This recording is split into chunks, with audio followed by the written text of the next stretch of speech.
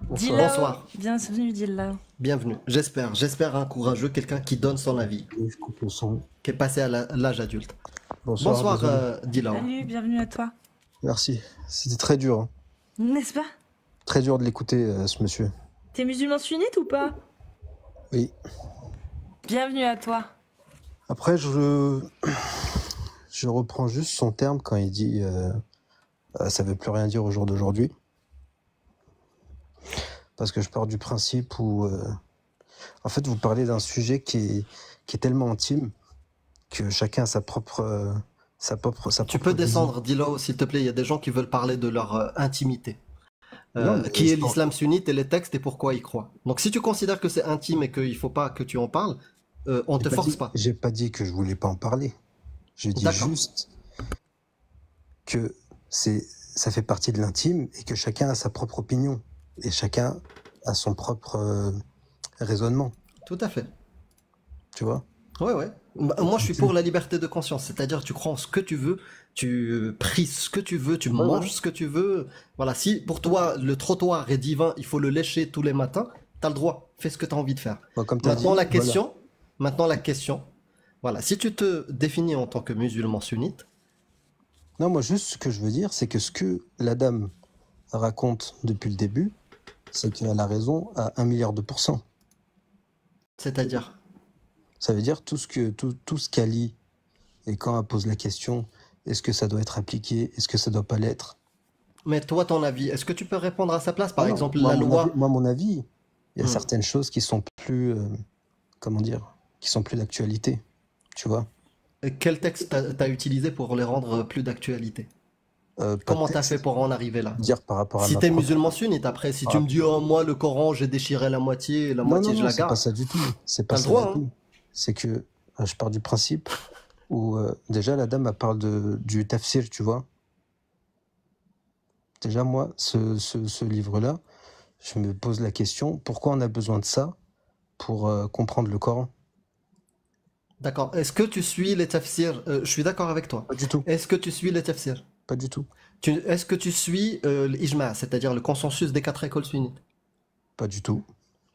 D'accord. J'ai l'impression d'inviter chez moi un mec, un pote, qui me dit depuis quelques années qu'il est cordonnier. Mhm. D'accord. Et d'un coup, on regarde à la télé, il y a des chaussures qui passent. Et je lui demande son avis. Tu penses quoi de cette marque-là, de ces chaussures? Ça tient la route ou pas? Il me dit non, non, non, moi je grille du poisson. Tu vois? Je comprends pas ce que tu veux dire. Bah, je sais pas, tu te définis en tant que musulman sunnite, tu suis ni tafsir, tu suis ni ulema des quatre écoles sunnites. Les hadiths, tu les prends ou tu les prends pas? Hadith sahih, Bukhari, Muslim. Hadith, je prends. Mais Tu prends? attends, pourquoi on a un livre? Il est bien expliqué. On prend un livre qui est clair pour les hommes. On est d'accord? D'accord. Bah, Euh, je suis pas bon, sûre, hein. Attends, donne-lui un exemple. Bah, je suis pas sûre que ce soit très clair parce que quand tu regardes les interprétations des oulémas, quand tu écoutes les interprétations des gens, etc., personne n'est d'accord. Donc mais c'est que toi, c'est pas si clair que ça. t'as ta propre interprétation, on est d'accord? Ah non, pour moi, c'est un texte, voir ce que dit l'islam sunnite, ce que disent les savants, et je vais voir que les savants de l'islam sunnite, s'ils se permettent de dire certaines choses sur certains versets, c'est parce qu'ils ont étudié les hadiths sahih, qu'ils ont étudié la sira, donc la biographie du prophète, qu'ils ont étudié les récits islamiques dans les chroniques de Tabari, et qu'ils expliquent ces versets par rapport à ce qu'ils ont appris. Et je me dis que c'est un petit peu le moteur de recherche de l'islam sunnite de l'époque parce que eux, ils ont tellement de connaissances qu'ils arrivent à expliquer des versets parce qu'ils savent à quoi ça se réfère, parce qu'ils ont les connaissances. Maintenant, je dis pas que c'est vrai. Je dis juste que leur interprétation, qui est majoritairement commune sur les sujets qu'on aborde, est problématique. Et c'est pour ça qu'on parle de ce dogme-là. Maintenant, si toi, t'es pas d'accord avec cette interprétation, très bien. Du coup, on dénonce la même chose. On dénonce une mauvaise interprétation et nous, un dogme qui nous semble totalement non seulement dangereux, mais irrationnel, mais dangereux. Voilà. Donc, Ouais. maintenant, pourquoi il y a besoin d'expliquer? C'est une question, effectivement, qu'il faudrait peut-être se poser. Dis là. Pourquoi on est obligé, si tu veux, entre guillemets, on a obligé les musulmans depuis plus de 1200 ans à suivre des tafsirs et des explications selon quatre écoles de l'islam sunnite. Pourquoi? Parce que peut-être qu'on avait besoin d'une base. Très bien. Donc cette base-là, Pendant presque 1200 ans, elle a été suivie. Oui, je suis d'accord. Et si c'est une mauvaise interprétation, ça veut dire que Allah, pendant 1200 ans, il savait que ce serait mal interprété. Il a laissé faire. Mais après, est-ce qu'on a la même mentalité qu'il y a 1200 ans? Bah, c'est pas question de mentalité, c'est question de parole divine, surtout, Dilao. Bah, moi, C'est-à-dire que après, la parole. peut-être qu'on part pas du même point de vue, parce que moi, je pars du principe où il y a certaines choses que tu peux plus appliquer au jour d'aujourd'hui, tu vois. Donc, il y a certaines choses de la parole d'Allah qui sont devenues obsolètes. Si on peut plus appliquer ce que Allah a demandé à une période donnée, c'est que le texte, cette phrase-là, en tout cas, ce commandement-là, Tu vois, par exemple, tout est à l'heure, obsolète. tu as pris un exemple. On peut déjà se mettre d'accord sur savoir si le terme obsolète est valable, parce que faut se mettre d'accord. Tu as dit, Oui, c'est possible. Ben Très oui, bien. bien sûr. donc une parole parfaite de Allah peut être obsolète à un moment donné.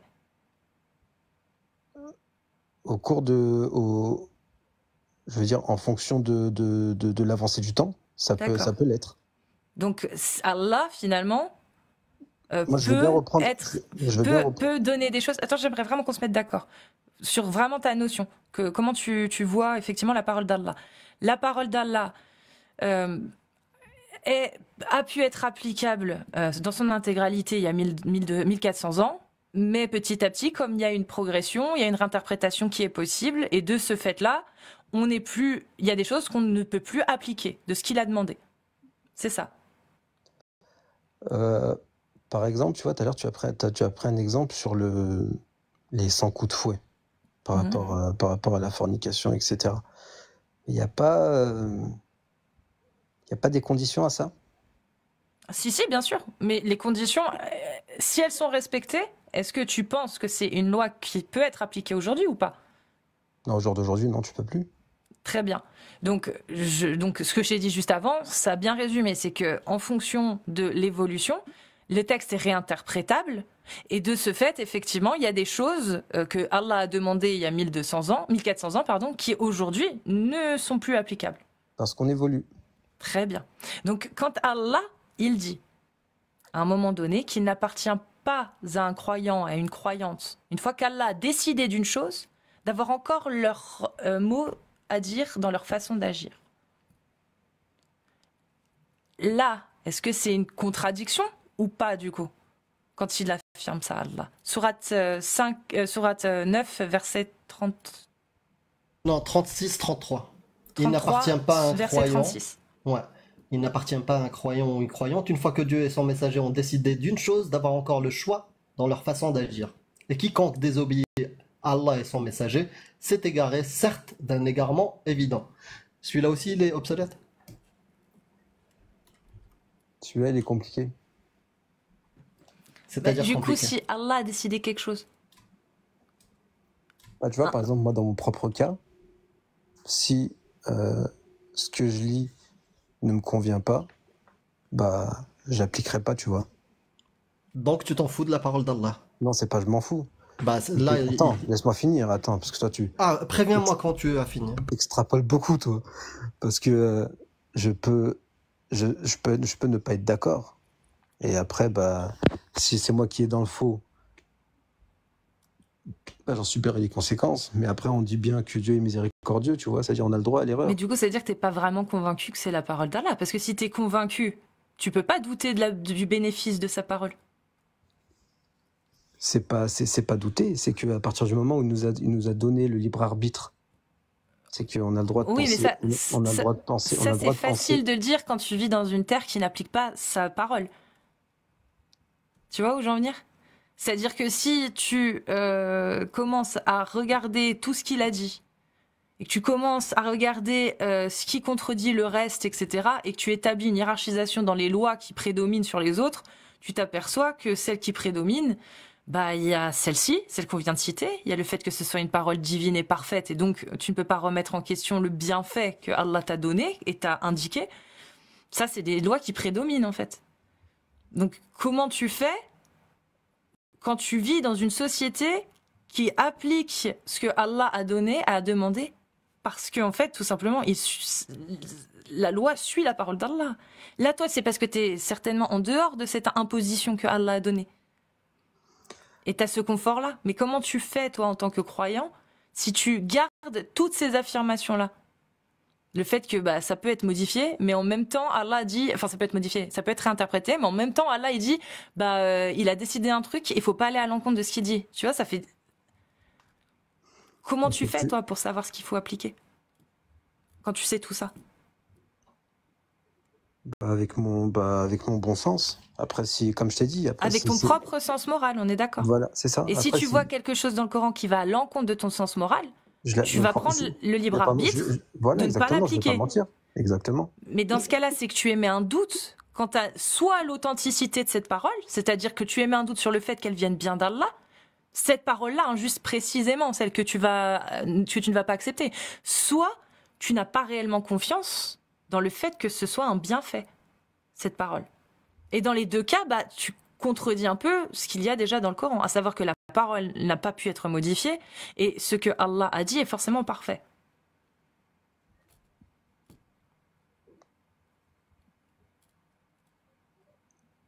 Je réfléchis, hein. Je t'en prie. Tu as raison. Ouais, parce que là, c'est ce que tu dis, c'est très poussé C'est très rationnel et simple.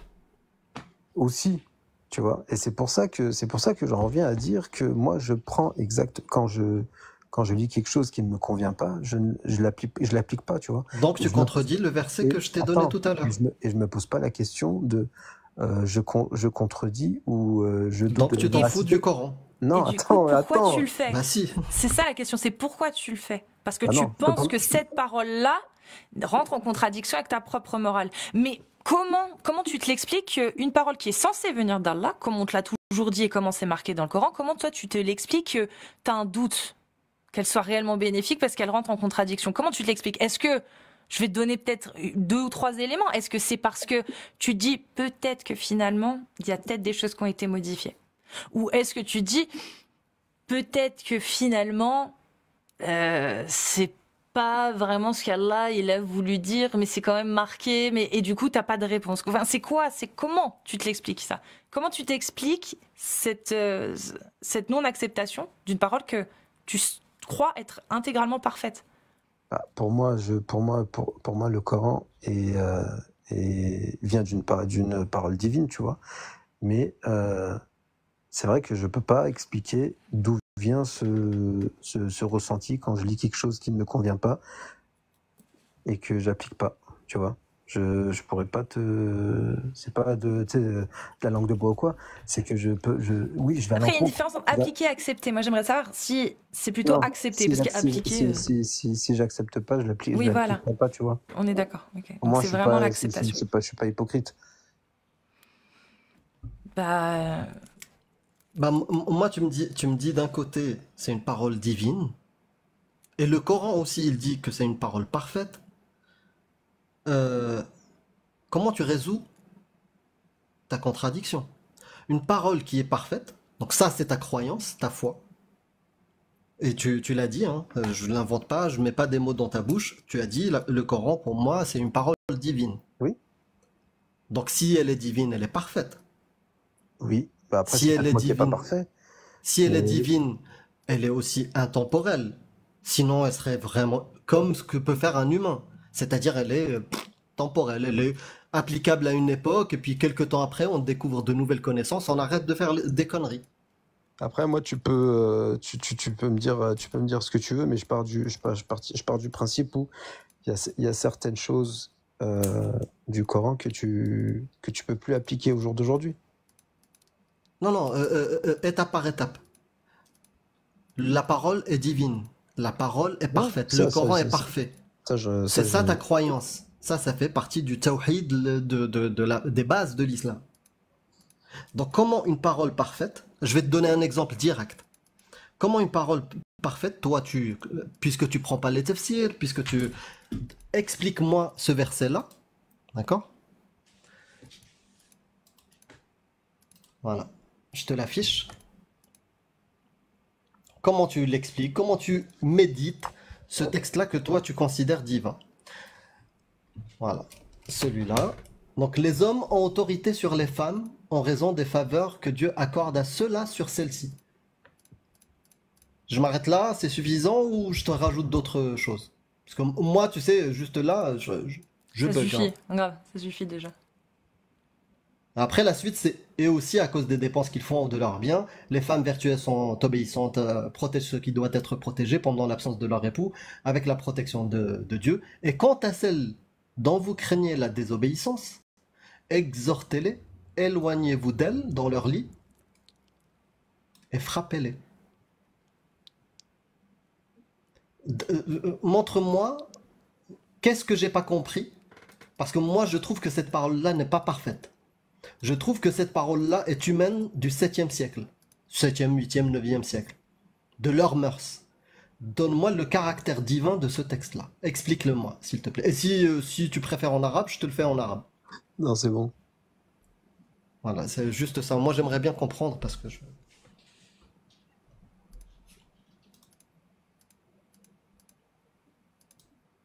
Et je fais coucou à Orki, du coup, j'y ai repensé là, justement. J'ai repensé à toi au moment où il a montré. Je me suis dit, mais attends.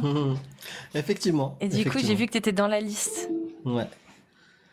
C'est pour, si jamais, hein, pour ceux qui veulent des sources, il y a le site Godly Verses. Et on pourra le voir dans. Et on pourra dans le un voir, instant. ouais.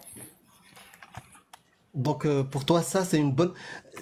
T'es avec ton pote, ton meilleur pote. Imaginons que je suis ton meilleur pote Dilo. Ok? Et je viens te voir. Et je te dis, ça se passe mal avec ma femme.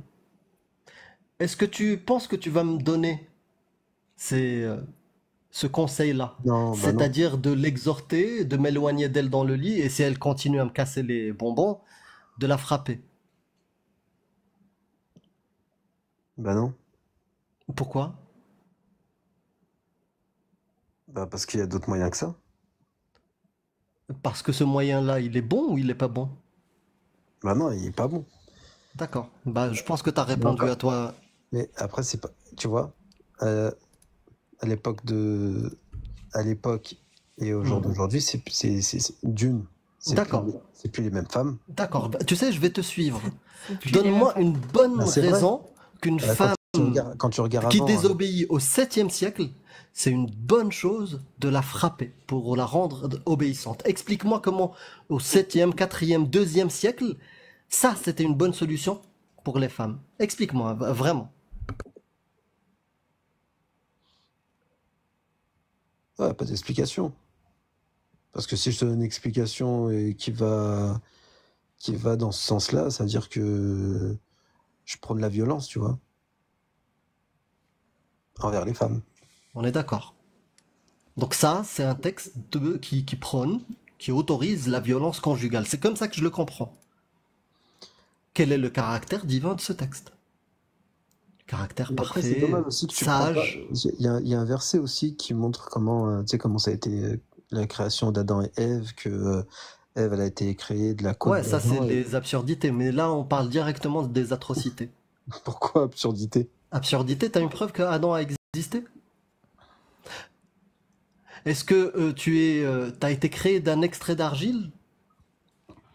Est-ce que dans l'embryologie, il y a d'abord un squelette de l'embryon dans le ventre de sa mère qui est recouvert de chair? Ça, c'est ce que dit la science. C'est ce que tu observes quand tu fais une échographie à ta femme ou ta mère ou ta sœur. Bah, c'est ce que dit Allah. Donc c'est pour ça que je les appelle absurdités. Là, j'aimerais bien vraiment qu'on analyse les atrocités.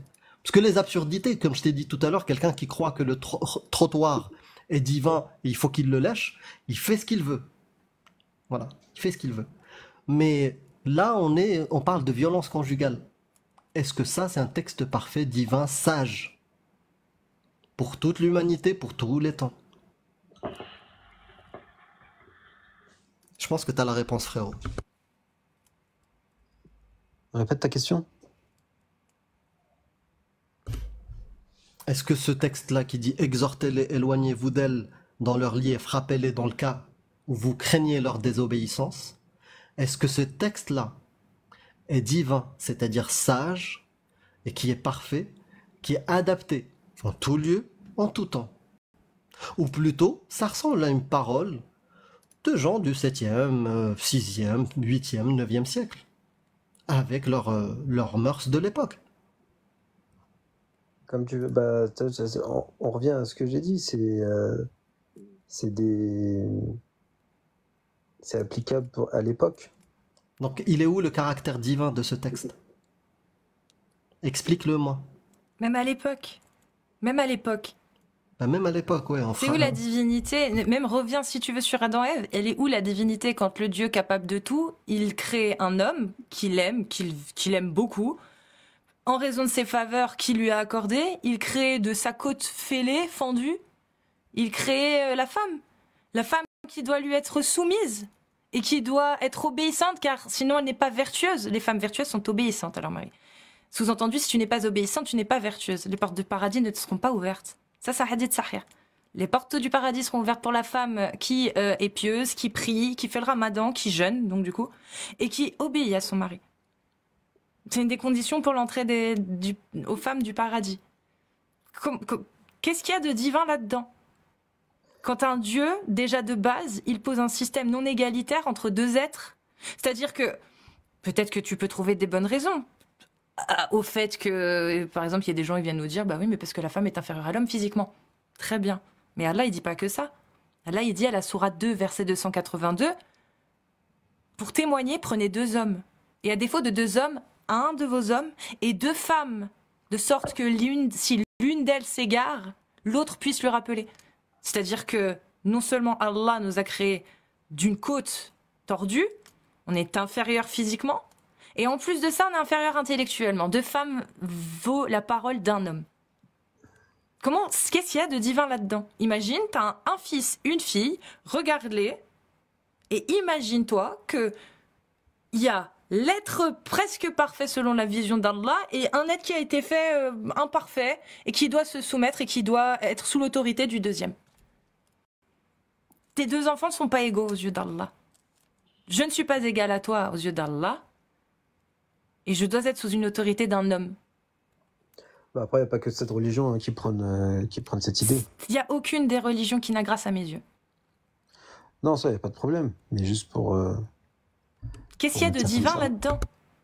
On est aujourd'hui en 2025. Quand tu regardes les hommes et les femmes, il y a des hommes très cons, il y a des femmes très connes. Mais il y a des hommes très intelligents, il y a des femmes très intelligentes. Est-ce que quand tu vois des gens que tu fréquentes, des femmes, des hommes, tu arrives à avoir une réelle distinction entre l'intelligence des hommes et l'intelligence des femmes? Je veux dire, est-ce que tu arrives à voir une sorte de supériorité? C'est même pas une différence. Parce que même s'il y a une différence d'ordre sociologique, plus que génétique, mais sociologique, est-ce que tu arrives à avoir une supériorité réelle? Réelle en soi, non. Donc déjà là, on peut se poser la question de savoir pourquoi Allah a-t-il dit que la parole de deux femmes vaut celle d'un seul homme. Déjà, on peut se poser la question. Qu'est-ce qu'il y a de divin dans cette réflexion-là? Et ensuite, qu'est-ce qu'il y a de divin dans le fait que Allah ait décrété que les femmes devaient être sous l'autorité de l'homme pour pouvoir entrer au paradis? Qu'est-ce qui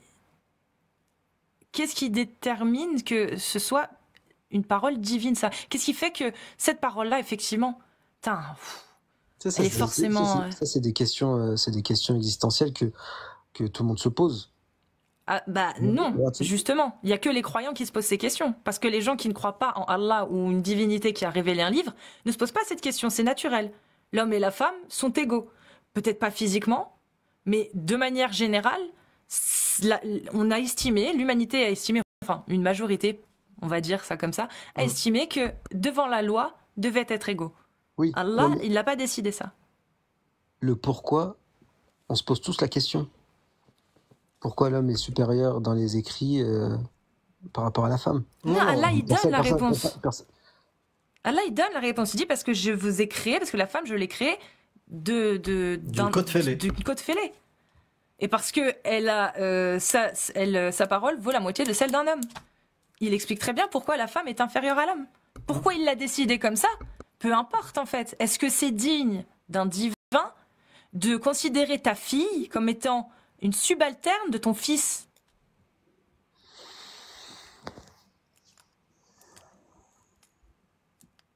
C'est ça la vraie question. En quoi ta fille devrait être obéissante envers un homme, si tu vois que ta fille et ton fils sont tous les deux intelligents, qu'ils sont tous les deux vifs d'esprit, qu'il n'y a pas de supériorité réelle, ou en tout cas pas de manière générale et globale, qu'est-ce qui justifie qu'il y en a un qui aura l'autorité sur une femme et que l'autre sera sous l'autorité d'un homme? Un début de réponse, je pourrais te dire qu'à l'époque, déjà, les femmes avaient aucun droit. Tu reviens à l'époque, ça veut dire que ça sert plus à rien de suivre le Coran aujourd'hui aussi, Dilao. Si ça aussi, au final, ça ne concerne que l'époque, pourquoi suivre le Coran aujourd'hui? Parce que après, je vais pas te dire, ouais, faut faire une mise à jour du Coran, pas du tout. Mais non, mais t'as Mais ton ça- propre sens moral. T'as plus Ouais. besoin du Coran, parce qu'au final, tu fais l'inverse. C'est pas que tu te sers du Coran pour avoir ton sens moral, c'est que tu utilises ton sens moral pour savoir ce que tu vas prendre dans le Coran et ce que tu acceptes dans le Coran. Donc déjà là, le Coran ne te sert plus à rien. Tu peux le garder en tant que livre, si tu veux, culturel, etc. En mode, il a de l'importance pour toi dans ton histoire. Mais concrètement, dans l'évolution, dans ton acheminement spirituel et dans ton évolution personnelle, en fait, c'est l'inverse qui se passe. C'est ta morale que tu calques sur l'islam. Et pas le Coran qui t'aide à avoir un sens moral.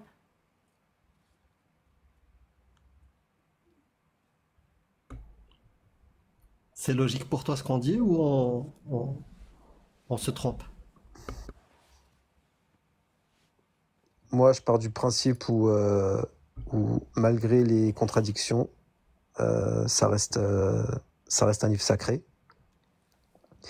Et franchement, regarde, je te le dis, c'est contradictoire. C'est un livre, pour moi, ça reste un livre sacré, malgré le fait que j'émets des doutes Tu sacralises. Donc tu sacralises ce que je t'ai montré. Exhortez-les, éloignez-vous d'elles et frappez-les. Ça, Non, c'est une pour- parole qu'on doit sacraliser. Attends, j'ai pas fini. J'ai dit pour moi, ça reste un livre sacré, malgré que je suis pas d'accord avec certains points. Mais pour moi, tu vas me dire non, ça peut pas l'être, mais pour moi, ça restera quand même un livre sacré. D'accord, Je sais donne-moi pas si tu une si tu bonne vois ce que je raison. veux dire. Non, parce que c'est incohérent. Parce que quand on prend des versets dedans, tu vas me dire je ne suis pas d'accord avec ça. Et totalement, il n'y a aucun sacré dedans. Tu ne ressens aucun caractère sacré vis-à-vis de ce texte-là. D'ailleurs, tu le refuses. Si c'était sacré, tu t'y plierais. Donc, donne-moi quels sont les versets pour toi qui sont sacrés. Encore une fois, ça veut dire si tu me dis que je suis obligé de l'accepter, alors ça veut dire le libre arbitre ça sert à rien. C'est-à-dire je suis pas. Ça, il faut le dire à ton Dieu. J'ai pas.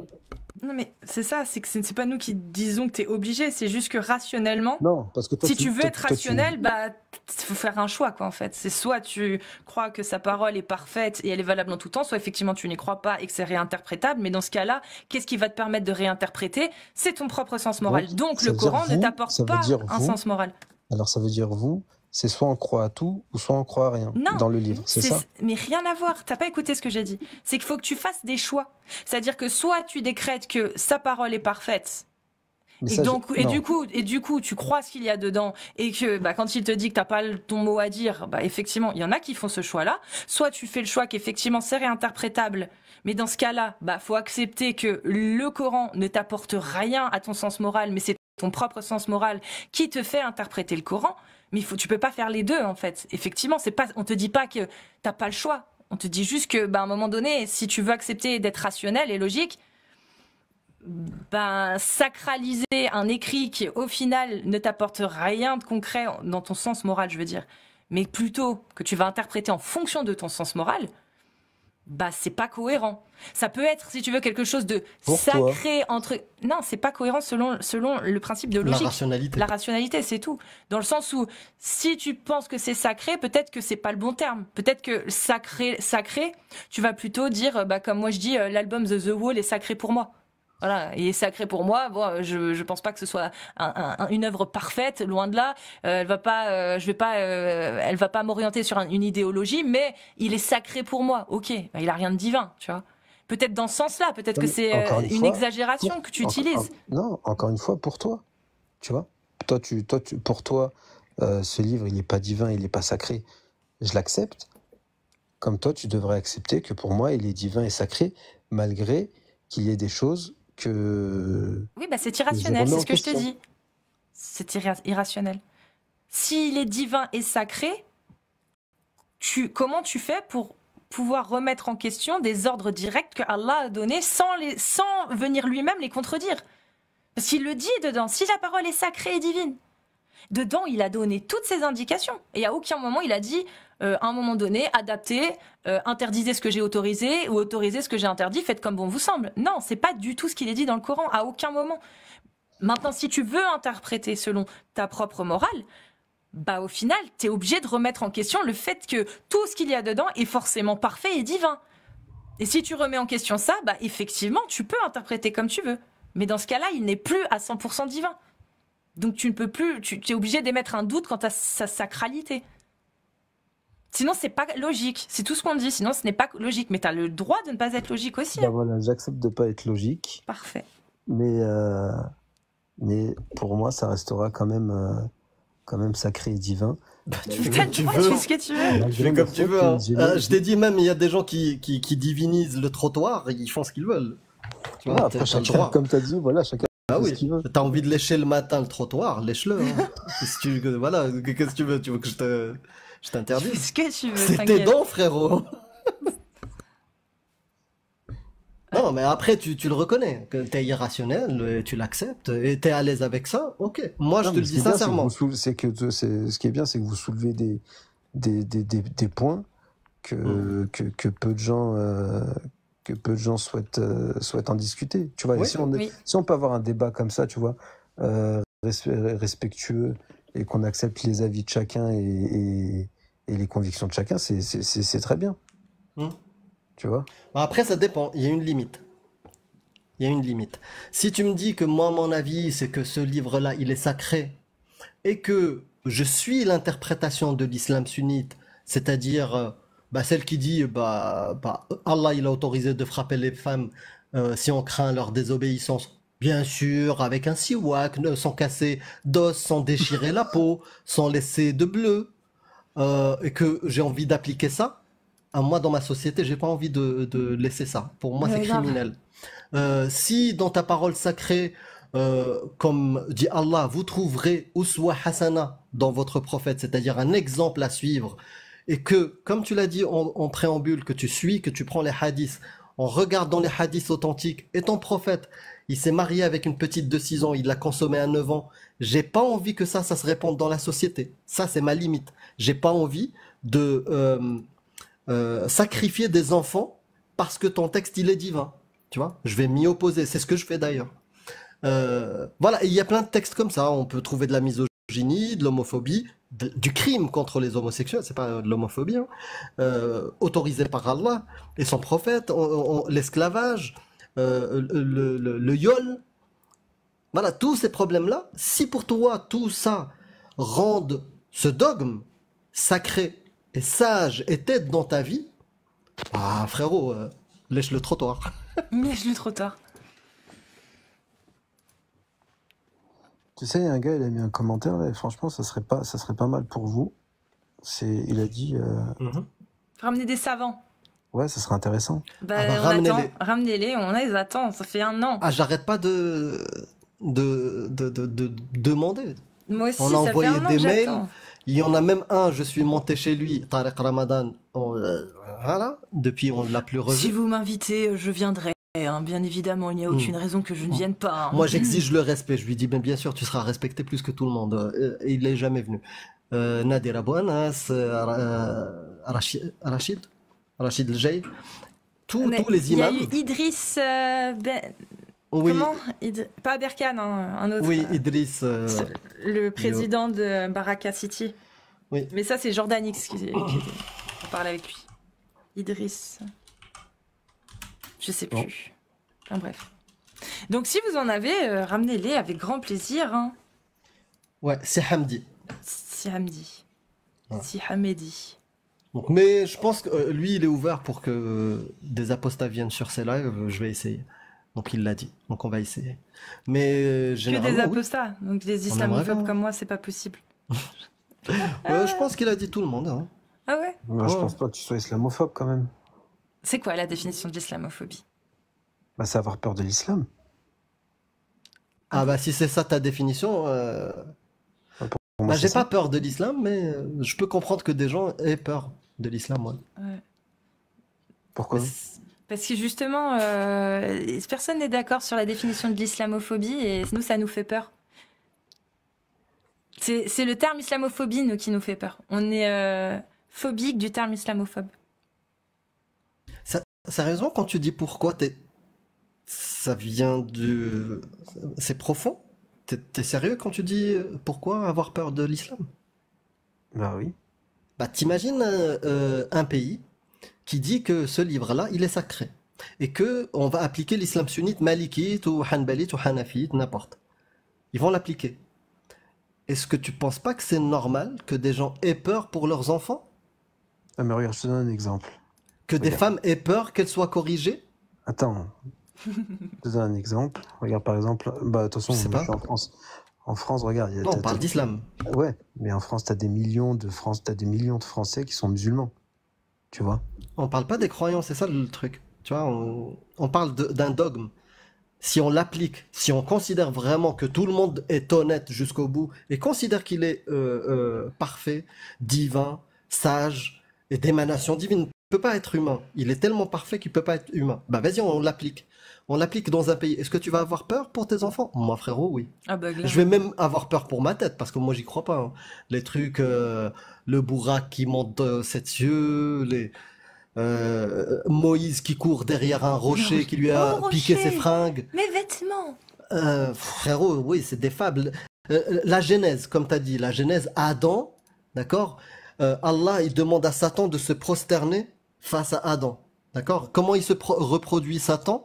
Bah, on lit dans les livres que Satan, il se reproduit tout seul.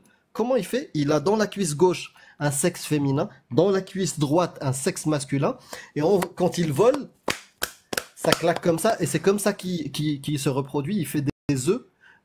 À chaque fois qu'il vole, il fait 6 œufs. Et dans chaque œuf, il y a 10 démons. Monde de Narnia? Oui. Mais une réalité, frérot.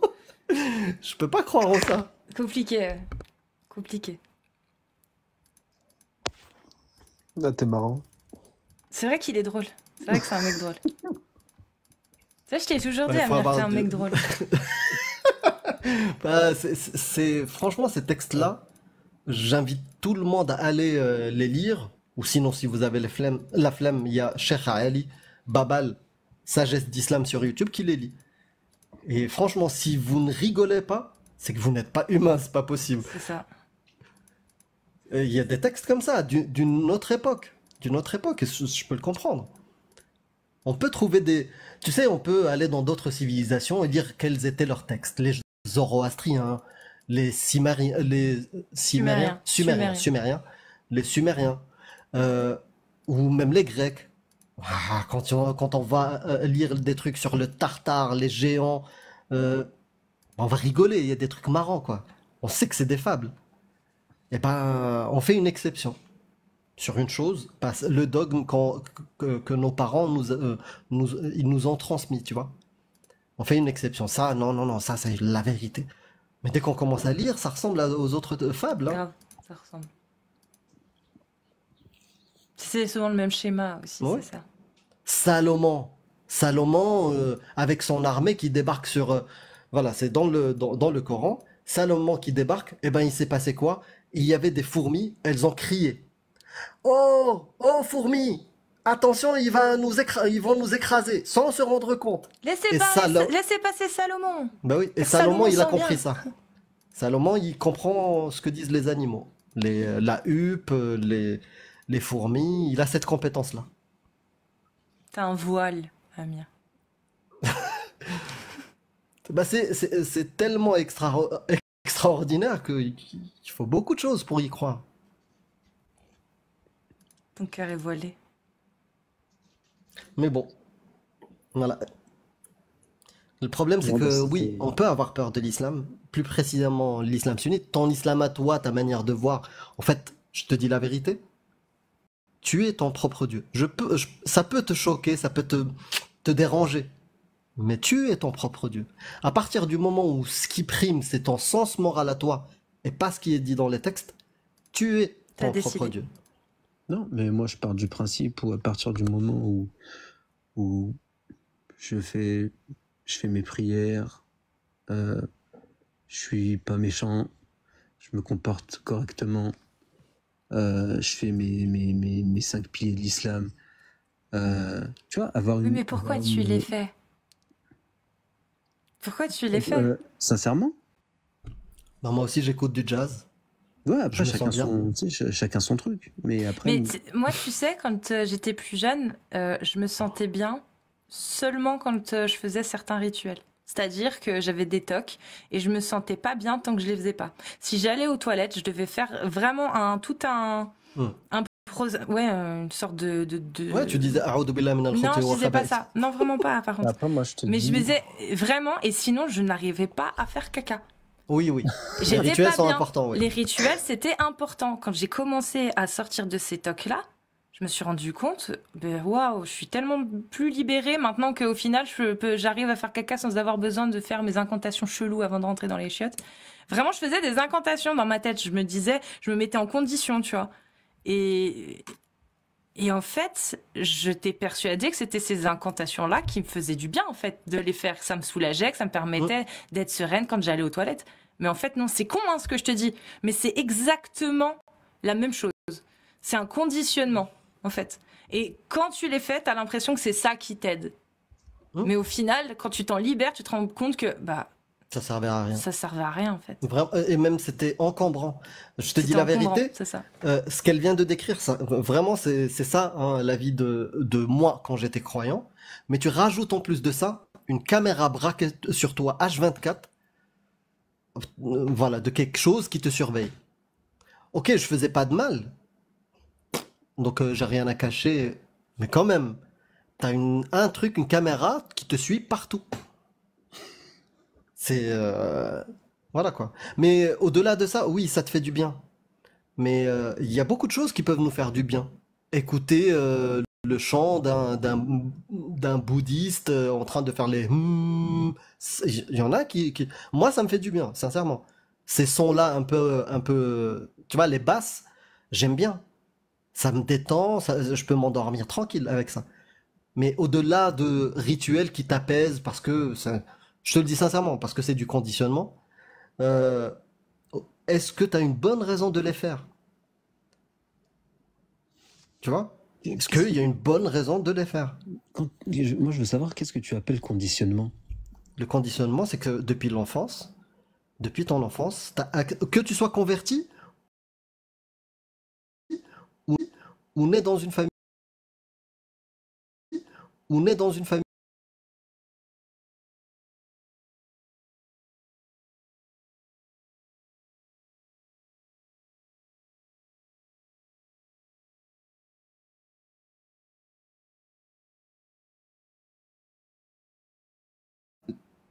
Pourquoi je fais ça? Est-ce que je suis vraiment convaincu? On m'a juste inculqué que le Père Noël existe. Tu vois, ou tu le remplaces avec Allah, ou ce que tu veux, Yahvé, ou Jésus. Voilà. Ou est-ce que j'ai de bonnes raisons de penser que mon Dieu, auquel je crois, parce que tu as le droit d'être déiste, croire qu'il y a un créateur, une cause, que cette cause-là, ta divinité, c'est elle qui a envoyé ce livre. Que ça soit la Bible, la Torah ou le Coran. Toi, dans ton cas, c'est le Coran. Je vais faire pipi, j'arrive. Yes. Tu vois, c'est ça la question qu'on doit tous se poser. Après, les gens font ce qu'ils veulent, hein, s'ils veulent pas. Après, conditionnement, je suis d'accord avec toi par rapport quand tu dis on nous a toujours appris qu'il y a un paradis, un enfer, qu'il n'y a qu'un seul Dieu. Ça, c'est vrai, je suis d'accord avec toi. Mais après, pour la pratique, c'est pas un conditionnement pour moi. Personnellement, hein. Je vois pas ça comme un conditionnement. Oui, c'est pas nécessaire. C'est pas nécessaire. Pareil, j'ai été dans à peu près le même style de famille que toi. C'est-à-dire, on m'a pas imposé de faire la prière, tu vois. On m'en parlait de temps en temps, il y avait les fêtes. Moi, j'ai grandi au Maroc, tu vois. Donc, j'étais dans un environnement où de temps en temps, les gens se mettaient à faire la prière. Des potes à moi au collège, ils se mettaient à faire la prière. Bah, on jouait au foot et on faisait la prière aussi, tu vois. C'est une histoire d'influence et d'environnement. Mais on m'a pas imposé à la maison. Et pourtant, dans les textes, ils te disent, il y a un hadith sahih qui dit Allimuhum ala sab' wadrubuhum ala 'ashr, c'est-à-dire apprenez-leur la prière à 7 ans et frappez-les à 10 ans. Heureusement, j'ai pas été éduqué dans ce type d'environnement. Mais d'autres l'ont subi, ce texte. Et t'as pas besoin de ce conditionnement à la prière pour accepter la prière plus tard. À partir du moment où tu crois en un Dieu voilà, qui impose ça, tôt ou tard, tant que tu l'acceptes cette vérité, bah tu vas te soumettre. Il y en a, bah, je sais pas comment ils font, mais comment tu peux croire en un Dieu, il t'a dit de faire quelque chose, et à côté tu dis, oh, ouais, je sais pas, il va me pardonner. Alors que dans le texte même de sa parole, il te dit, non, non, non, il n'y a pas, je vais te pardonner. Ça, c'est le premier truc que je vais te demander le jour du jugement dernier. Est-ce que tu as fait ta prière? Tu vois? Donc, t'as pas besoin d'un conditionnement sur la prière. Mais le conditionnement de base, l'installation de Windows Islam est déjà faite, tu vois.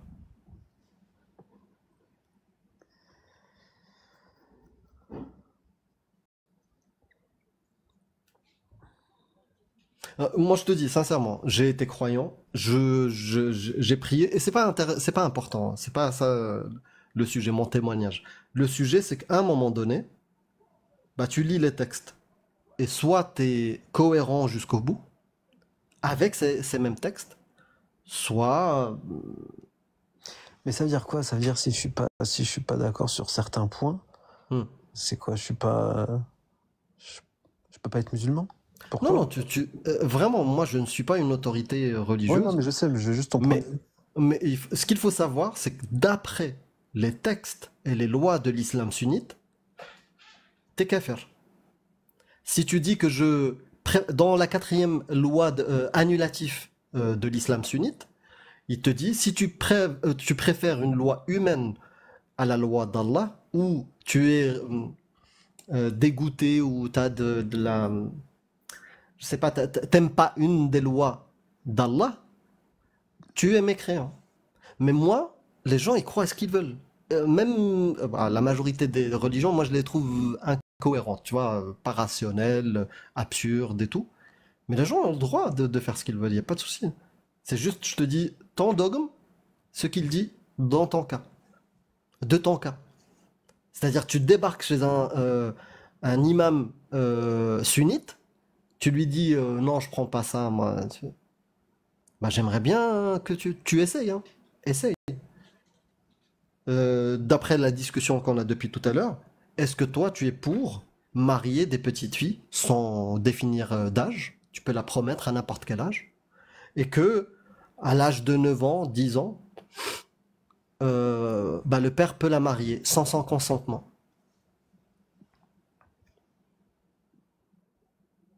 C'est mort. Voilà. Donc on est d'accord. Mais tu débarques face à un imam qui applique les textes, il va te le dire, hein. C'est pour ça C'est-à-dire, ça serait frérot, c'est pour ça que je t'ai dit, ça c'est serait dangereux. intéressant que vous arriviez à faire intervenir tu sais, un savant ou un imam, tu vois. Ouais.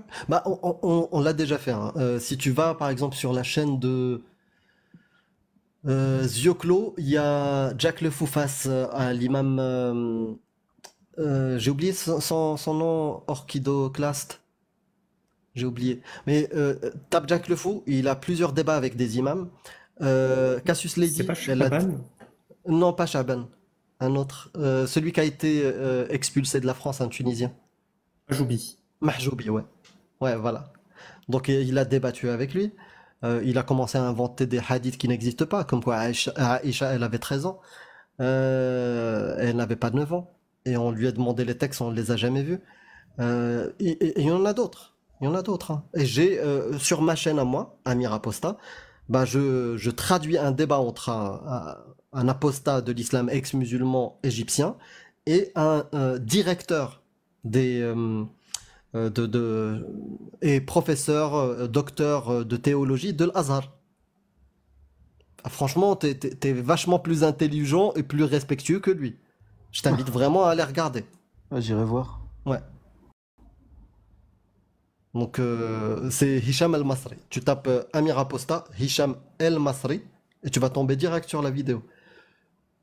Moi, je connais un bon imam qui serait peut-être intéressé, tu vois, juste. Si les sunnites, voir. il est franchement avec plaisir. Et je l'accueille à la marocaine avec du lait et des dattes. Ok, vous faites ça souvent là, les lives comme ça? Régulièrement, surtout Miss Cassius Lady. Elle en fait plus que moi. Mais on essaye. On essaie de discuter avec les gens. Merci beaucoup, Orkido, t'es au top. Je lui en parlerai, je vous Depuis enverrai tout un à l'heure, message. je le vois. Tu gères Ah ouais. Orkido. Ah ouais, franchement, merci beaucoup. N'hésitez pas à vous abonner à Orkido, hein, surtout, et à Godly Versus, c'est là qu'il y a toutes les D'ailleurs, sources. je te follow, Dilo. Voilà. J'adore ce type de discussion où les gens sont honnêtes, ils disent ce qu'ils pensent, ils n'ont pas peur, ils donnent leur avis, ils réfléchissent, ils se disent peut-être que là je suis pas rationnel, peut-être que c'est toi qui es pas rationnel. Non, mais En le tout problème, cas, c'est que tu vois, tu m'exposes un point et je vais pas te dire, oui alors que je suis contre. Tu vois, ça serait totalement hypocrite. hmm, Tu vois. Et ouais, même si toi, tu sais pas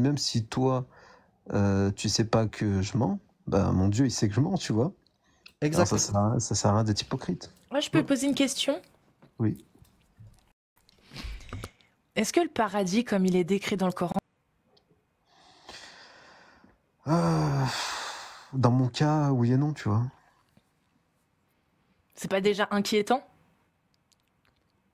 Ce En qui est fait, censé le plus te motiver dans toute ta vie ici-bas, ça t'intéresse moyen. non, Oui, un peu, c'est pas que ça m'intéresse moyen, tu vois, mais je veux dire, 1 milliard de vierges et tout, tu vois, ça m'intéresse pas, quoi.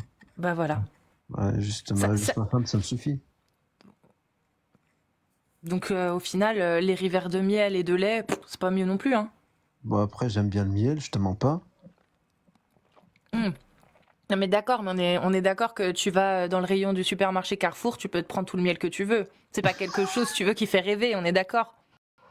Non, après, je pars du principe où, tu vois, chacun a ses envies et chacun imagine son paradis comme Non, il parce le que veut. Allah, il ment pas. Oui, aussi, c'est vrai. Donc s'il décrit qu'il y aura des rivières de miel et des rivières de lait, que le paradis, il y aura 72 vierges pour les hommes et que les femmes n'auront plus aucune jalousie en voyant leur mari pratiquer les houris, ça fait rêver qui, ça? Alors, au 7e siècle, ouais, ça peut faire rêver des guerriers. À la rigueur. Guerriers qui vont risquer leur vie, il faut les motiver. Ils auront autant de femmes qu'ils veulent, autant de lait qu'ils veulent, autant d'eau, et en plus de l'eau propre, non souillée, c'est précisé, hein. C'est bizarre, de l'eau propre. Qui c'est qui s'inquiète de l'eau propre, à part dans les pays du tiers-monde, effectivement, ou dans les époques reculées comme le 7e siècle? Ça fait rêver personne aujourd'hui. De l'eau propre, waouh. Notre eau, elle est un peu polluée quand même, hein. Non, mais là, c'est de l'eau non croupie, qui ne sent pas mauvais. Genre. Tu veux qu'on te parle du puits de Bédar, du prophète? Ah, c'est.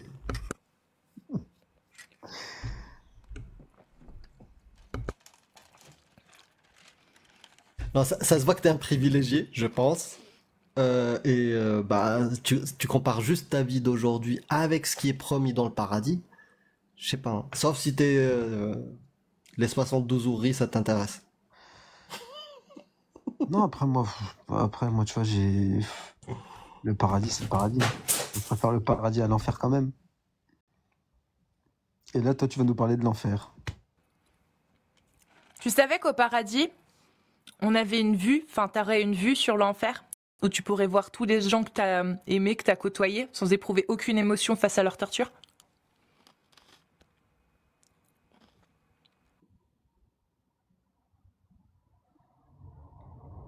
Et là, tu vas me demander si c'est juste ou pas. C'est dans le Coran. Tu sais, quand j'étais croyant, Cassius, j'avais posé cette question-là à ma mère. Je lui ai dit,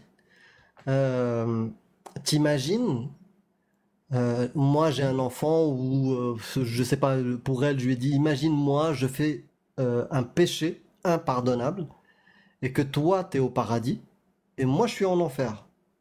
Est-ce que pour toi, ça sera quand même le paradis? De savoir que ton fils, celui que t'aimes, ben, il est en train de croupir au paradis, en train de souffrir avec des chaînes qui traversent son corps, qui passent par le rectum et sortent par la bouche, et ça n'arrête pas, t'as la peau qui brûle et qui rebrûle. Bon, aujourd'hui ça me fait rire ces histoires. histoire-là, ça me fait penser à quand j'étais gamin, on me faisait peur avec Bo'o. Mais oui, je lui posais cette question-là. Est-ce que pour toi, ça sera quand même le paradis de savoir que bah, des gens que t'aimes sont en train de souffrir juste à côté parce que, je sais pas, par exemple, bah, ils n'ont pas prié. Mais pourtant, toute leur vie, ils ont peut-être fait des recherches en médecine, ils ont développé des vaccins ou des choses comme ça. Mais parce qu'ils n'ont pas prié toute leur vie, bah, ils vont en enfer. Est-ce que ça sera pour toi un paradis? Je t'avoue que c'était erreur 404 chez ma mère à l'époque. La pauvre. J'étais relou, je me posais trop de questions. C'est pour ça qu'on. Et elle t'a répondu quoi? Elle m'a dit, je sais pas, arrête de poser ce type de questions. Ouais.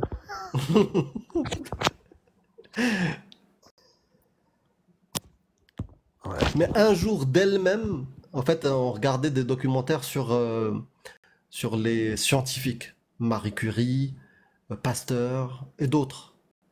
Et là, d'elle-même, je la surprends en train de me dire, putain, j'arrive pas à croire que ces gens-là vont aller en enfer, parce qu'ils ont fait beaucoup de bien. Et bah, tu vois, j'ai posé la même question. Mm. J'ai parlé de Mère Teresa. Ah bah, voilà, pareil. Tu vois, Elle mais a c'est ça commis que- le pire non, des mais ça que je crimes. me- tu vois, c'est ça que je me pose comme question. Je me dis, le fait de poser cette question, qu'est-ce que ça fait de moi, tu vois? Bah, la réponse islamique, c'est ils peuvent faire ce qu'ils veulent. C'est des monafiqin, c'est des hypocrites. Euh, Ils avaient la vérité face à eux, ils voulaient pas l'accepter. Voilà. Et c'est le pire des péchés. Ils peuvent faire ce qu'ils veulent, sauver toute l'humanité, trouver des vaccins. Si tu crois pas en Allah, bah, voilà quoi. J'ai une sourate pour toi, un petit verset, celui dont je te parlais. Excusez-moi. Sourate 83, versets 34 à 36. Excusez-moi. Alors, 83. Ah oui, c'est long. Alors, aujourd'hui... Pardon. Donc là, c'est quand tu arrives en enfer. Allah t'explique. Donc, et les voyants, ils disaient, ce sont vraiment ceux-là les égarés. Or, ils n'ont pas été envoyés pour être leurs gardiens. Aujourd'hui donc, ce sont ceux qui ont cru qui rient des infidèles. Sur les divans, ils regardent. Est-ce que les infidèles ont eu la récompense de ce qu'ils faisaient? Et ça va de pair avec l'autre sourate, la sourate 7, verset 44, qui dit « Les gens du paradis crieront aux gens du feu. Nous avons trouvé vrai ce que notre Seigneur nous avait promis. Avez-vous aussi trouvé vrai ce que votre Seigneur avait promis ?» Les gens de l'enfer répondront. Un héros annoncera alors au milieu d'eux que la malédiction de Dieu soit sur les injustes. Et donc, on voit Allah qui explique que au jour du jugement dernier, dès que vous arriverez au paradis, ce sont ceux qui ont cru, donc ceux du paradis, qui rient des infidèles, ceux qui sont en enfer. Sur des divans, ils regardent. Donc, les gens du paradis regardent cramer les gens de l'enfer sur des divans. Est-ce que les infidèles ont eu la récompense de ce qu'ils faisaient? La question qui leur sera posée. C'est dans le Coran, ça. Où Allah explique ce qui va se passer une fois que vous arriverez au paradis. Qu'on arrive sur des divans. Ils regardent les gens cramer en enfer. Donc, je pense que ça donne un petit peu un aperçu de la non-capacité d'éprouver des émotions quand tu verras des gens que tu as aimés cramer en enfer. Bah, de toute façon, il est dit hein, que Tu seras un reconnaîtra pas PNJ. les uns les autres. Tu seras un PNJ. Tu n'auras plus aucune émotion. Tu seras un PNJ.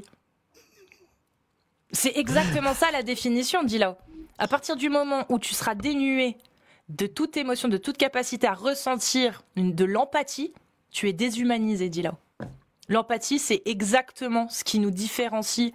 Enfin, il n'y a pas que ça, mais ça fait vraiment partie de l'essentiel qui différencie l'homme, l'humain, la conscience humaine, donc l'évolution aussi, De certaines espèces, ou même bah tu regardes à l'époque. Plus notre empathie est développée, et plus on refuse de commettre des actes d'atrocité qu'on n'aimerait pas avoir pour nous, par exemple. Enlève toute cette empathie, tu deviens un PNJ. Vraiment. Et aujourd'hui, en 2025, tu vois, on questionne même cette histoire d'empathie parce que on découvre que certains animaux, que avant on se disait ouais, ils n'ont pas d'empathie. Et il y a des indicateurs comme quoi le poulpe peut-être. Et du coup, on remet en question les lois de la protection des animaux sur base scientifique. C'est-à-dire, ils arrivent à avoir des réactions, des trucs comme ça a été étudié. D'ailleurs, il y a une super chaîne qui s'appelle Therapodia qui en parle. Mais Toi, t'es en voilà, train de dire que la moralité, c'est que les humains au paradis seront plus déshumanisés ou moins empathiques qu'un poulpe. oui, oui, oui, Sacré PNJ, du coup. ouais. Et même, ils sont en train de militer parce qu'il y a des indicateurs cognitifs chez, par exemple, le homard, des choses comme ça. Et du coup, ils se posent des questions sur comment conserver les animaux jusqu'au restaurant, au plat, tu vois, aux cuisines. Parce que ils ont détecté que, comme quoi, il arrive à avoir tu vois, comme des indices d'émotion tu vois, Du stress, ou du stress par ou des exemple, choses tout comme ça, bonnement. ouais. Ouais. Et du coup, voilà, aujourd'hui, on arrive à ça, à analyser ça. Donc, l'empathie humaine, c'est la base, quoi. Si on remet ça en question, ou on met ça de côté, oh, c'est pas grave, moi je m'en fous de mon empathie, je kiffe. J'ai mes 60 riz, Bah, tranquille. c'est ça, c'est que ça montre un petit peu l'époque. À l'époque, la barbarie était tellement normale que ça ne choque pas en fait de se dire que bah une fois au paradis, tu verras des gens se faire torturer et tu n'éprouveras aucune émotion. Ça choque un peu moins peut-être à l'époque parce que c'était plus commun de voir de la barbarie, mais aujourd'hui, ça devrait nous poser question de se dire mais attends, il y a déjà des gens qui tournent de l'œil quand ils regardent un reportage médical ou un épisode de Urgence. Rajoute à ça un peu des coups de fouet ou de la caillasse ou des chaînes, parce que vu comment c'est décrit l'enfer, on n'est pas vraiment on est sur un level largement supérieur aux coups de fouet et à la crucifixion. Bah, quand tu te dis ça et que tu dis purée, j'aurais la capacité de ne pas du tout être outré ou révolté par ça, ou même avoir un détournement du regard. Je regarderai ça et ça ne me fera rien. Mais ça fait peur. Ça fait penser aux dystopies orwelliennes, tu sais. Complètement, ouais. C'est... Ouais. Mais quand t'es dans le paradigme, déjà, t'évites de réfléchir à tout ça. Tu vois, tu veux même pas. Tu sais que l'enfer, on va souffrir, le paradis, on va s'éclater. T'as pas envie de rentrer dans trop de détails. T'as vraiment peur tu vois, de découvrir un truc qui va pas te plaire. Est-ce qu'il y a la PlayStation 5? Enfin, il y a des trucs qui sont bien datés pour le 7e siècle, quoi. Aujourd'hui, Oui. C'est compliqué de trouver un rapport. Enfin bon. Est-ce que tu voulais revenir sur un autre sujet, Dilo, avant qu'on se quitte? Enfin, revenir sur un autre sujet ou dire un dernier mot plutôt. Non, franchement. Tu repasseras, ça veut dire? Franchement, oui. Vas-y. Ce sera avec Inch'Allah. plaisir. Ouais, je repasserai. Moi, j'ai un dernier mot. Je suis pas certain que ça correspond à toi, mais pour les gens qui écoutent, si vous arrivez à cette conclusion-là, ou à cette manière de voir l'islam, posez-vous la question, est-ce que vous y croyez encore, ou vous y êtes encore attaché, est-ce juste culturellement? Parce que si c'est par culture et par, comment dire, fidélité à vos origines, vos parents, des choses comme ça, il n'y a pas que l'islam. Que vous soyez du Moyen-Orient ou nord-africain ou subsaharien africain, peu importe, dans votre culture, il n'y a pas que l'islam. Il y a la musique, il y a la nourriture, il y a des rites, il y a, par exemple, nous les Nord-Africains, il y a les tatouages, il y a plein, il y a de l'art, il y a le dessin, des choses qui sont des fois interdites par l'islam. Il y a d'autres choses. Moi, j'aime ma culture, j'aime mon pays d'origine, je ne l'ai pas renié. Vous n'êtes pas obligé. C'est pas un package où tu peux pas dissocier la religion de ta culture, de tes ancêtres, de plein de choses. Même moi, jusqu'à aujourd'hui, bien sûr, ça m'arrive avec des potes qui sont musulmans ou à peu près de dire Alhamdoulilah, Inch'Allah. On parle comme ça parce que j'ai grandi dans cet environnement. Mais est-ce que j'y crois? Non. Et la majorité le savent. Mais voilà, vous pouvez dissocier ces deux éléments-là. Vous n'êtes pas en train de trahir vos parents. Après, désolé, hein, mais après, je pense que c'est au-dessus des parents, tu vois. C'est soit tu crois de toi-même, soit tes parents ils peuvent te dire ce qu'ils veulent, tu vois, mais ils pourront pas, même s'ils vont essayer de te l'imposer, ils pourront pas. C'est toi et c'est après si ça dépend si t'as du caractère ou pas. Mais tu vois, Tout par à exemple, fait. moi dans mon cas, on m'a rien imposé, Oui, tu vois. Et ouais, après, je pense que c'est libre à chacun, franchement, c'est. Regarde, ouais. comme toi, pourtant, comme tu dis, tu étais issu d'une famille musulmane et tout. Après, je pense pas qu'on t'ait, le fait que tu crois pas en islam et tout, je pense pas que ta famille t'a renié. Quelques-uns, si. Quelques-uns, Ouais, si. après, bon, t'en as toujours un ou deux qui sont un petit peu, voilà. Voilà, quelques-uns, oui. Et comme j'ai dit, moi, je suis chanceux. Mais j'ai tenu un serveur pendant plus de 2 ans d'apostat, où j'ai vu défiler des cas, je me suis dit, pff, j'ai eu de la chance, hein. Des cas de jeunes, hein, vraiment, de jeunes entre 16 et 18 ans, hein, qui se sont barrés, Renier. Tu vois, ils se Mm. cachent. et c'est là où je peux comprendre quand euh, Cassius dit que elle a peur de l'islam, tu vois. C'est Oui, pas que j'ai peur de C'est à cause, l'islam. c'est à cause des gens comme ça. J'ai peur des menaces qui menacent le vivre ensemble, la liberté, l'égalité entre les gens, la liberté d'expression, de conscience, la liberté de culte, la liberté d'opinion. Tu vois, regarde, je vais juste te donner un exemple. Tu vois, par exemple, je dis une date au hasard, tu vois, par exemple, dans les années 70, bon, j'étais pas né, tu vois, mais je pense que les religions, elles n'étaient pas aussi exposées. Tu vois, quand vous m'avez invité, j'ai commencé à dire que pour moi, ça fait partie de l'intime. Tu vois, en fait, je crois que le problème, c'est que c'est tellement exposé que tellement tout le monde veut s'occuper de tout le monde que ça fait peur aux gens, tu vois. ouais. C'est ça le problème. Est-ce que une idéologie qui voudrait mettre à mort toute personne qui se convertit à une religion, quelle que soit la religion, est-ce qu'elle serait dangereuse? Complètement. Est-ce qu'il faudra en parler pour justement exposer ce que c'est et puis dire, vous avez vu, ça existe, il faut pas tomber dans le piège, donc dénonçons ensemble cette horreur? Non, faut arrêter ces gens-là. Mais il n'y a pas de gens là, on parle d'une idéologie. Ouais, bah faut en ouais, je suis d'accord, faut en parler complètement.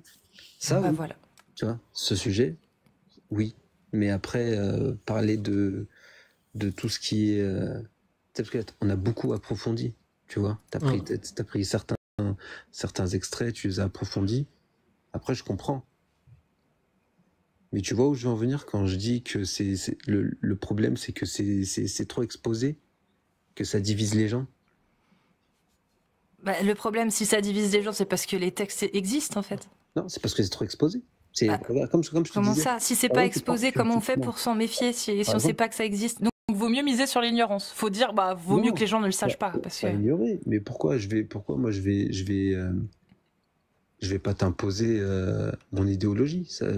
c'est pas question d'imposer, c'est question que Amir, suivant où il va suivant où il va dans le monde, Mm. il peut se faire emprisonner ou pragmatiser au nom de l'islam sunnite, parce qu'il est apostat. Et que dans les textes, Ben beddela dinahu faqtuluhu, celui qui quitte l'islam, mettez-le à mort. Donc Amir, dans certains pays, il est condamné à la prison, dans les meilleurs des cas, ou à la peine de pragmatisation suivant l'État. Mm. Ou à vivre caché. Ouais, vivre Voilà. caché, Vivre caché, faire semblant d'être musulman. toute ta vie. Voilà. Hypocrite, quoi. Donc il a plutôt raison de dénoncer cette idéologie qui le menace dans certaines régions. Oui, il a raison. Mm. Et je te le dis, clairement, j'ai refusé des tafs parce que c'était dans des pays où j'aurais pu avoir des soucis. Donc, ouais, non, c'est. Mais tu sais, cette stratégie de l'omerta, de l'intime et des trucs comme ça. Bah, si c'était une religion qui est parfaite, qui prend de la paix, pourquoi la cacher? Pourquoi la garder intime? Il faut la partager. Une bénédiction. Il faut sauver les gens. Si c'est la réalité, la vérité en plus, c'est que ça apporte des choses bénéfiques. Pourquoi la garder intime? Au contraire, faut en parler, la promouvoir. Et moi, je ne suis pas contre, je suis pour la liberté d'expression, même religieuse, c'est-à-dire faire du prosélytisme religieux. Il faut qu'il puisse parler, dire moi, c'est ça mon paradigme que je prône. Mais à côté, que quelqu'un comme moi bah, puisse dire son avis, tu vois. Dans la bienveillance. Dans la bienveillance, bien sûr. Bien sûr. Bah, Ça moi, dépend, hein. la bienveillance, c'est de dire la vérité sans t'insulter, tu vois, ou sans te ou te réduire à l'islam sunnite. Dès que tu t'es venu d'Ilo, t'as dit je suis musulman sunnite. Mais même en disant musulman sunnite, j'ai voulu creuser, tu vois. Je vais pas dire ah c'est bon, il a dit musulman sunnite, Donc à il accepte lui ça. ah bah oui, il est pour fracasser sa femme, se marier avec des petites filles. Non, tu vois, je vais pas faire ça. Même si tu te présentes en tant que musulman sunnite, j'ai envie de savoir. Et d'ailleurs, c'est une des raisons pour laquelle on fait ce qu'on fait, c'est dire aux gens, tu ne peux pas euh, euh, simplifier. Tu peux pas, parce que le mec, tu le vois en train de prier, il dit, je suis musulman malikite, c'est bon, il est pour la paix aux criminalités. Tu peux pas faire ça. Tu vois? Ouais, là, je suis Bah, d'accord. tu te trompes Tu en peux fait pas, si tu le fais, c'est tu sûr. peux pas faciliter et prendre des raccourcis. C'est ça. Et c'est pour ça que c'est important de parler des dogmes et de et d'avoir ce genre d'échange, parce que ça fait comprendre aussi aux gens que les musulmans ce n'est pas l'islam et que l'islam ce n'est pas les musulmans. L'islam sunnite en tout cas dont on parle.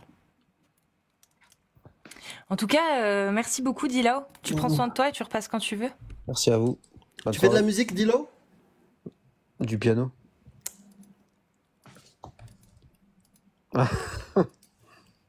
Mais moi, je suis débutant au piano.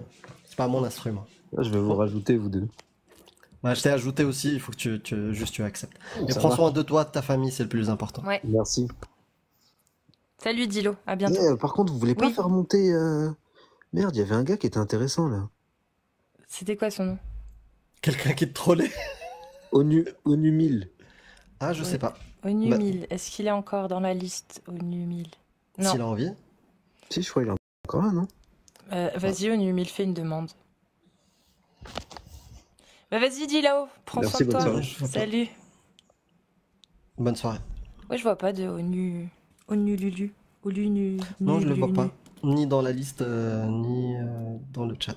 Orki, petite session publicité pour Godly Versus, vas-y. Vends-le nous, ce site. Ouais, tu sais quoi? Par exemple, je me pose la question. Il est où le hadith où le prophète il dit on m'a ordonné de combattre jusqu'à ce que les gens professent voilà, La religion de la vérité. la religion de la vérité.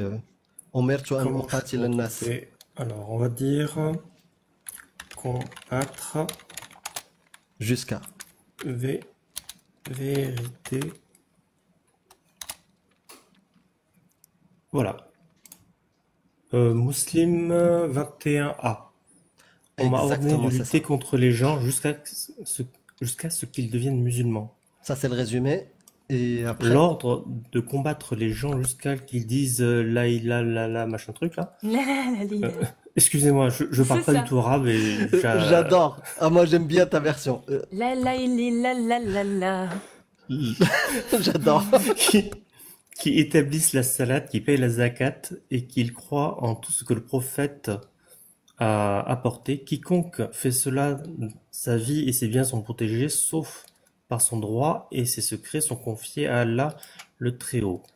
Combattez ceux qui refusent la zakat ou autre, et l'un des devoirs de l'islam, et l'imam doit se préoccuper des lois de l'islam.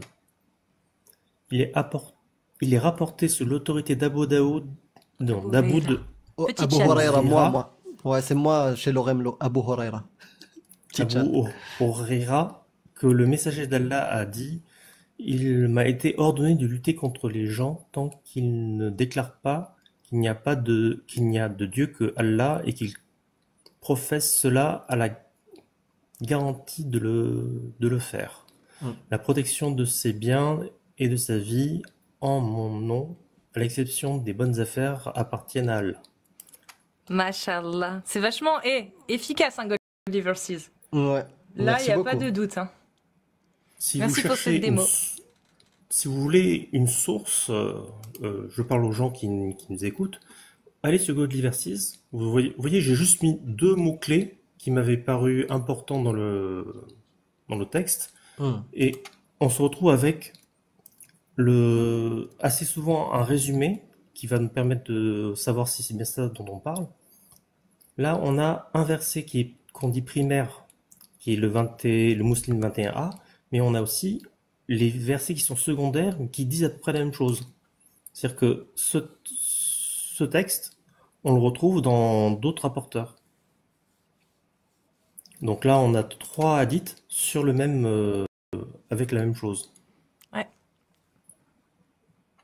C'est vraiment bien foutu. Et je vais en profiter s'il y a des choses qu'il n'y a pas, vous avez qu'à le demander. Eh ben merci en tout cas pour cette petite pub. On va refaire une annonce. Si vous êtes musulman ou musulmane sunnite, vous tapez des séries de 1. Et on va pas trop tarder, je pense, hein, du coup.